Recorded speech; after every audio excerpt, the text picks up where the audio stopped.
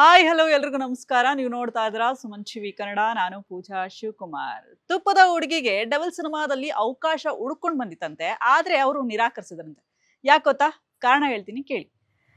S ವೀಕ್ಷಕರೇ, ತುಪ್ಪದ ಹುಡುಗಿ ಕನ್ನಡ ಚಿತ್ರರಂಗದಲ್ಲಿ ಸಿಕ್ಕಾಪಟ್ಟೆ ಆಕ್ಟಿವ್ ಆಗಿದ್ದಾರೆ. ಜೊತೆಗೆ ಬೇರೆ ಭಾಷೆಗಳಲ್ಲೂ ಕೂಡ ಒಳ್ಳೊಳ್ಳೆ ಸಿನಿಮಾಗಳು ಮಾಡೋದ್ರ ಮೂಲಕ ಬಹಳಷ್ಟು ಸುದ್ದಿಯಲ್ಲಿದ್ದಾರೆ.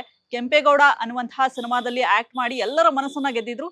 ಜೊತೆಗೆ ಈಗ ಡಬಲ್ ಸಿನಿಮಾ ರಿಲೀಸ್ ಆಗಿತ್ತು. ತೆರೆ ಕಂಡ ಮೇಲೆ ಡಬಲ್ ಸಿನಿಮಾ ಅದ್ರ ಬಗ್ಗೆ ಒಂದಷ್ಟು ಒಂದು ಈವೆಂಟ್ ನಲ್ಲಿ ರಾಗಿಣಿ ಅವರು ಒಂದಷ್ಟು ವಿಚಾರಗಳನ್ನ ಹಂಚ್ಕೊಂಡ್ರು.